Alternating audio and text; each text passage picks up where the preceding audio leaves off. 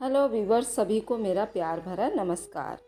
मेरे पति आकाश एक बहुत ही अच्छे इंसान थे और वे अपनी जिम्मेदारी बहुत अच्छी तरीके से संभालते थे, मगर कभी भी मुझ पर पूरा भरोसा नहीं करते थे और इसी बात पर मैं उनसे चिढ़ती थी। एक दिन की बात है, मैं सफाई करते करते आकाश की अलमारी तक आई। एक कागज़ नीचे गिरा हुआ था। उसे उठाकर मैं फाइलों में लगाने लगी तो आकाश यूं चौंक पड़े, जैसे मुझसे कुछ छुपा रहे हों। फौरन उठकर बिजली सी फुर्ती से फाइल मुझसे छीन ली और अलमारी के अंदर रख कर ताला लगा दिया। मैंने कहा, क्या हो गया है?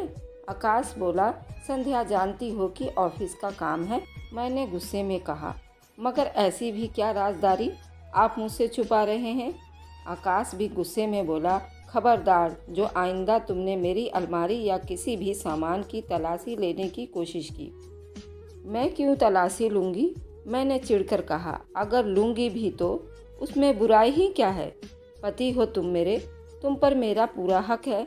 मैंने कहा तो वह चिल्ला उठे और कहा, आइंदा मेरी अलमारी तक आने की कोशिश भी मत करना, वरना ये बात कहते कहते रुक गए। वरना क्या? क्या कर लोगे तुम? मैंने भी गुस्से से कहा, तुझे मैं इस घर से निकाल दूंगा, हमेशा के लिए तुझे मेरे घर में जगह नहीं मिलेगी। ये बात सुनकर मेरी आंखों में आंसू आ गए। एक मामूली सी फाइल की वजह से तुम मुझे इस घर से निकाल दोगे? मैं रोने लगी।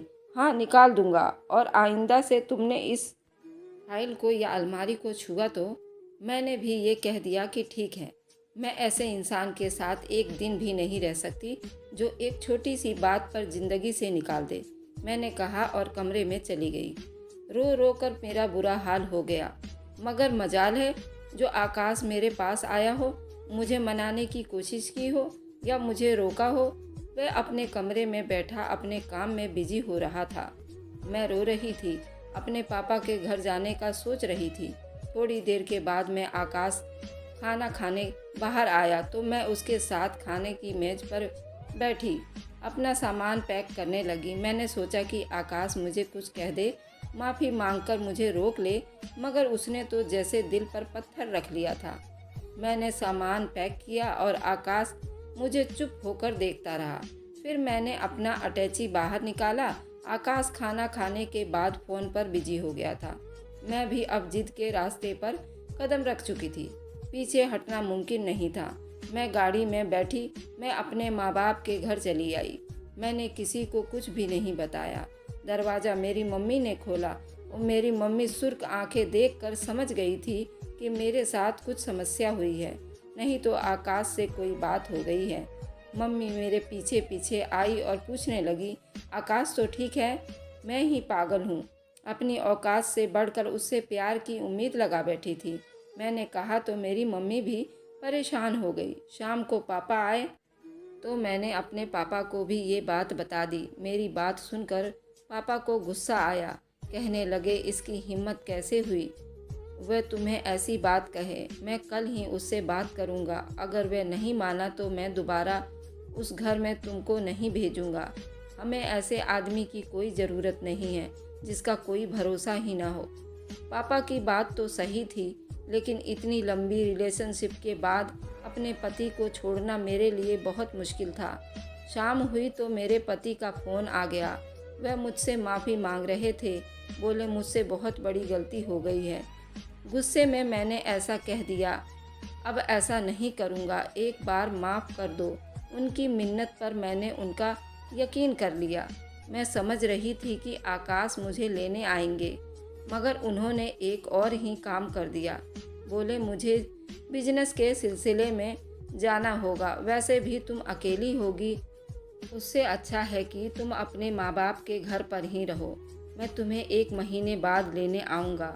आकाश के मुंह से ये बात सुनकर मुझे कुछ शक होने लगा। आखिर ऐसी क्या बात थी? मुझे तो लगने लगा आकाश ने जानबूझकर मुझे घर से जाने के लिए मजबूर किया, वरना कोई भी आदमी इतनी मामूली सी बात पर अपनी औरत को इतनी बड़ी बात नहीं कहता। अगले दिन उनका दोबारा फ़ोन आया। बोले, तुम्हारे माँ बाप के घर में कोई काम वाली नहीं है। मैं ऐसा करता हूँ, अपने ऑफिस से एक लड़की को भिजवा देता हूँ। शादी से पहले यही काम किया करती थी। अब शादी हो गई है इसलिए मैंने उसे काम से हटा दिया था। मगर मैं समझता हूँ तुम्हें अगर काम वाले की ज़रूरत है जो तुम्हारा ख्याल रख सके। आखिर फूल को तो ख्याल की ज़रूरत होती है ना। जब उन्होंने ऐसी बात की तो मेरा दिल बाग बाग हो गया। मुझे लगने लगा जैसे मुझसे खुशकिस्मत औरत इस दुनिया में कोई नहीं होगी। अगले दिन ही उन्होंने एक काम वाली को बाकायदा मेरे माँ बाप के घर पर भिजवा दिया। हमारे घर में कोई काम वाली नहीं थी। मेरे मम्मी पापा के घर ज़्यादा खुशहाली तो नहीं थी कि हम किसी काम वाली का बंदोबस्त करते। बड़ी मुश्किल से घर का इंतज़ाम चल रहा था। खैर, मैं बता रही थी कि उस दिन शाम को एक औरत जिसका नाम सीता था हमारे घर आई। उसकी उम्र 23 साल से ज़्यादा नहीं होगी। ये बड़ी पढ़ी लिखी और खूबसूरत लड़की थी। उसने आते ही घर का सारा काम संभाल लिया। मगर मुझे उसके आने की कोई ख़ास खुशी नहीं हुई क्योंकि उसी वक्त मेरा भाई उदय बीमार हो गया। उसको बुखार ने घेर लिया। वह कंबल ओढ़ कर लेट गया। हम सब उसके इर्द गिर्द बैठे थे क्योंकि वही माँ बाप की आंखों का तारा था। मगर वह पढ़ाई में बहुत कमज़ोर था। उदय 10th क्लास में भी 4 साल लगा चुका था जिसकी वजह से उसे नौकरी नहीं मिल रही थी। मगर फिर भी मेरे माँ बाप की उम्मीद भी उसी से लगी थी। लेकिन एक दिन पूरा बुखार में बीत गया। उदय का बुखार नहीं उतरा। हम सब परेशान थे कि क्या करें। मम्मी उसे ठंडी पट्टियाँ लगाती रहीं। उसका बुखार तो उतर गया था लेकिन फिर भी वह बिस्तर से नहीं उठ पाया। खाना पीना भी वहीं खाता और अपने कमरे में ज़्यादातर बंद रखता। फिर ऐसे में सीता ने हमारी बहुत मदद की। वह घर पर खाना बनाती और सफाई करती। मगर मैंने देखा कि सीता की मेरे भाई उदय से नहीं बनती थी। वह मेरे भाई से उखड़ी उखड़ी सी रहती थी। भाई भी उससे अपने कमरे की सफाई नहीं करवाता था। काफ़ी दिन से वह परेशान और बीमार लेटा था। कमरे की हालात बहुत ख़राब हो गई थी। मैंने सीता को अपने साथ लिया और भाई के कमरे में आ गई। भैया, एक तो तुम बीमार हो, तुम्हारे कमरे में इस तरह गंदगी फैली हुई है। इंसान की तबीयत यूं ही और ख़राब हो जाएगी। तुम अपने कमरे की सफाई क्यों नहीं करवा लेते? सीता तो कह रही है कि तुमने उसे अपने कमरे में आने की इजाज़त नहीं दी। मेरी बात पर उसने हाँ में सिर हिला दिया।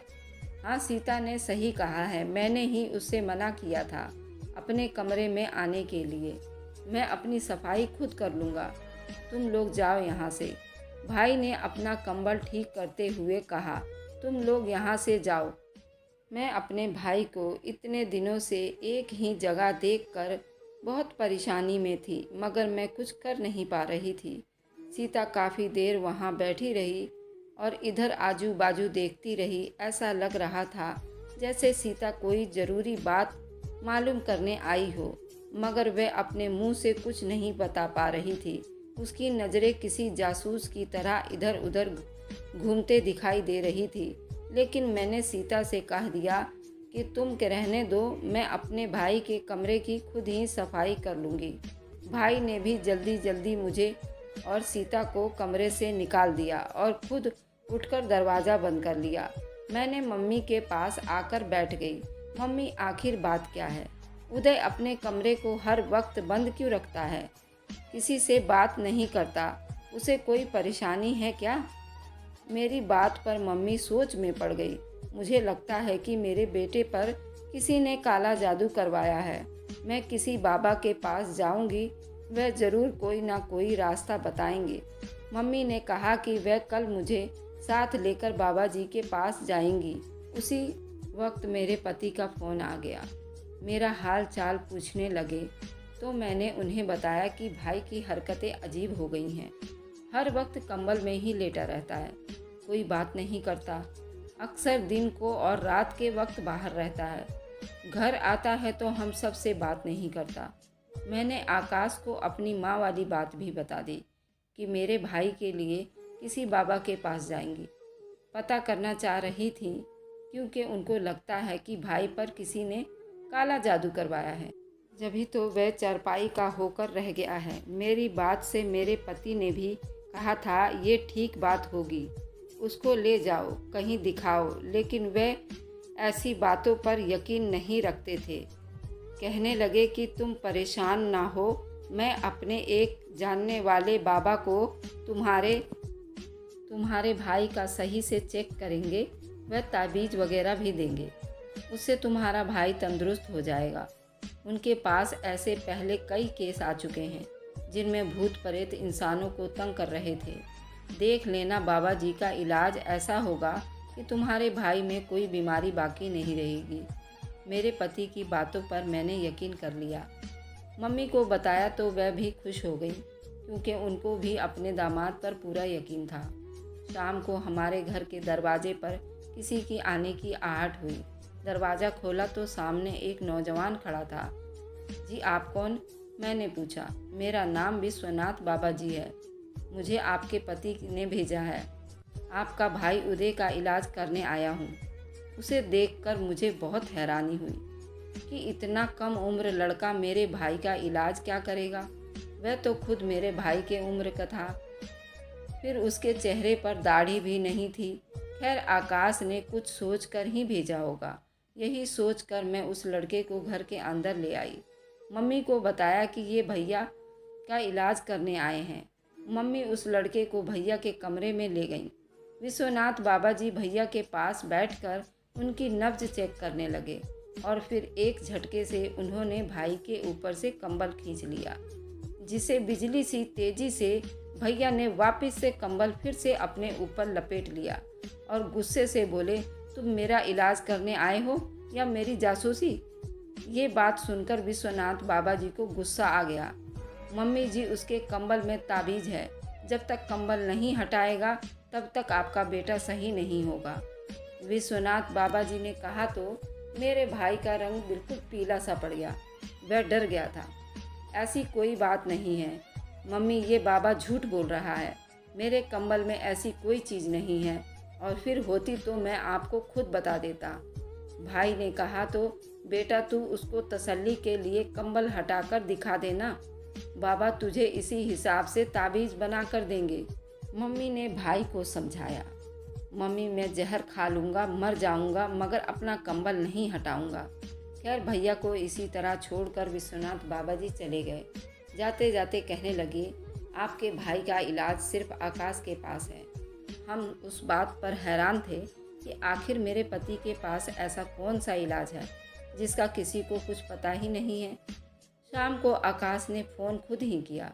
बोले, क्या तुम्हारे भाई ने उस बाबा जी की बात नहीं मानी? बाबा बता रहे थे कि तुम्हारा भाई काफ़ी बदतमीजी कर रहा था, इसलिए उसका इलाज नहीं हो सकता। आकाश, मेरे भाई की बीमारी कुछ समझ नहीं आ रही है, क्या करें? उसके इलाज की काफ़ी कोशिश कर चुके हैं, लेकिन सभी नाकाम हैं। मैं बहुत परेशान हुई तो उन्होंने मुझे तसल्ली दी, तुम फिक्र नहीं करो, संध्या मैं शाम को तुम्हारे घर आ रहा हूँ, तुम्हें भी लेने आऊँगा और साथ ही तुम्हारे भाई का इलाज भी करूँगा। आकाश ने बड़ी प्यार से मुझसे कहा। मैं चुप होकर शाम तक इंतज़ार करने लगी। आकाश घर आए तो उनके आने से पहले ही मेरा भाई घर से चला गया। जाते जाते उसने अपना कंबल, जो अक्सर वह ओढ़े रखता था, अलमारी में रख दिया और फिर बाहर से ताला लगा दिया और चाबी कहाँ रखता था वह मुझे पता था, मगर ये बात उसको मालूम नहीं थी।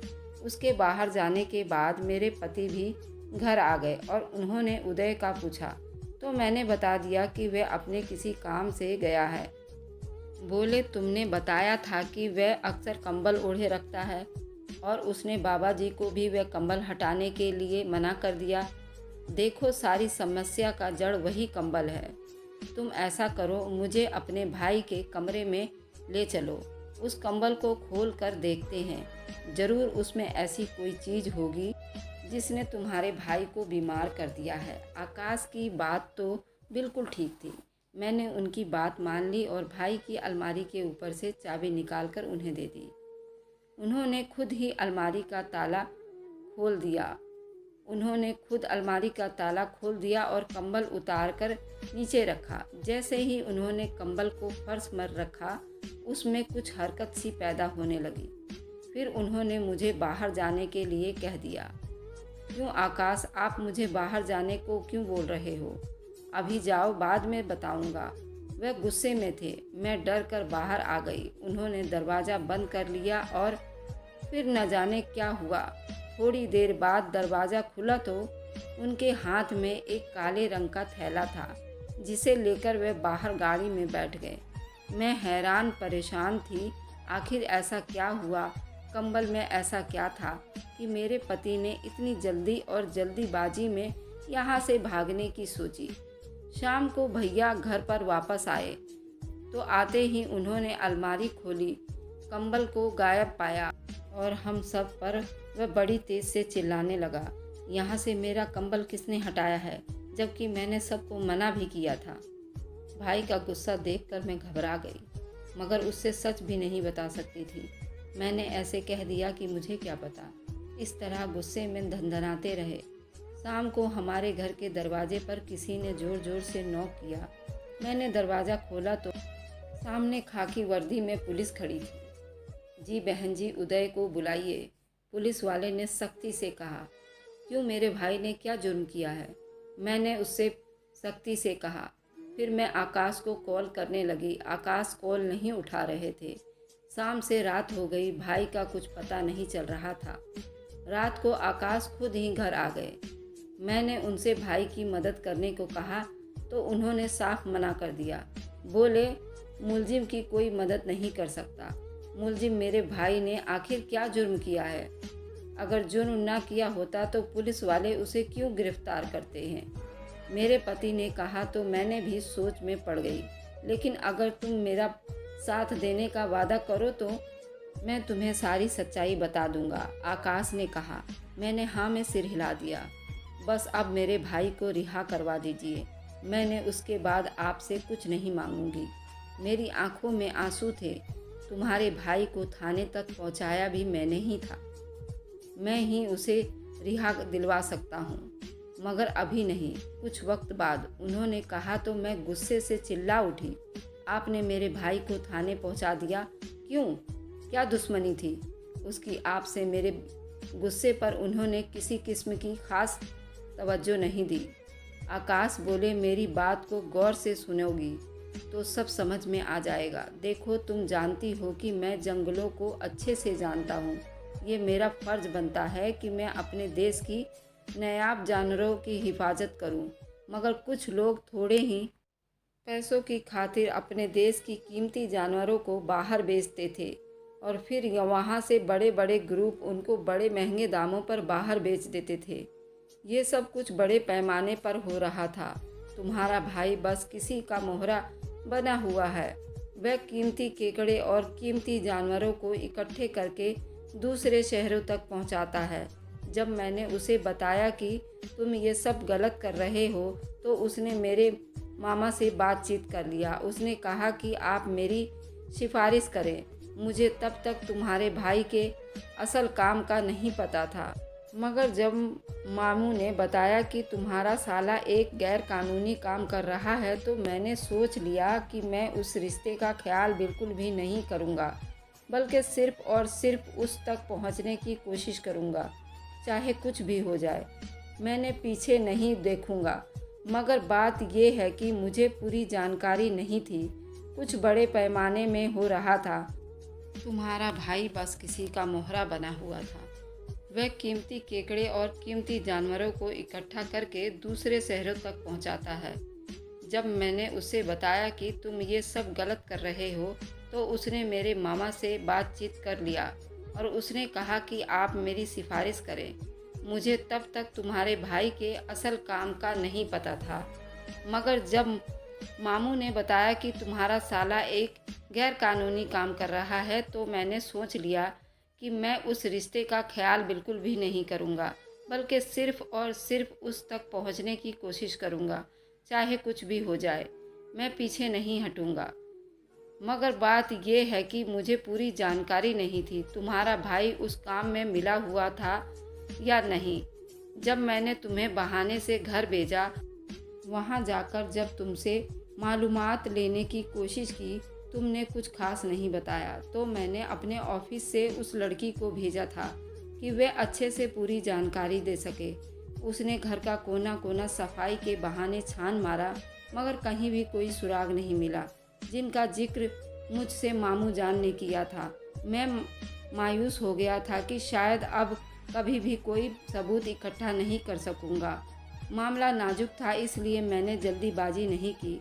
फिर भगवान ने ऐसी मदद की, उस दिन तुमने किसी बाबा जी के बारे में बताया था, तो तुम बाबा जी की तलाश में हो। तब मैंने अपना ही एक बंदा बाबा जी बनाकर भेज दिया था। उसने जाकर अंदाज़ा लगाया कि तुम्हारा भाई जानवरों यानी कछुओं और केकड़ों को हर वक्त अपने पास रखता है। वह भी काफ़ी चालाक था। तुम वहाँ गई तो उसे शक हो गया कि शायद तुम उसकी जासूसी करने आई हो, इसलिए तुम पर भी यकीन नहीं करता था, क्योंकि तुम एक अफसर की बीवी थी। मगर तुम अपने भाई से बहुत प्यार करती थी, या तो उस बात को सही तरीके से मुझ तक पहुंचा नहीं पा रही थी। इसलिए मैंने अपने दोस्त को बाबा जी बनाकर आपके घर भेज दिया था और उसने मुझे बिल्कुल सही जानकारी दी। तब मैं उस दिन जब अचानक से कंबल हटाया तो उसके बिस्तर में केकड़ा और कछुआ दोनों ही थे और मैं उनकी फ़ोटो खींच कर ले गया था।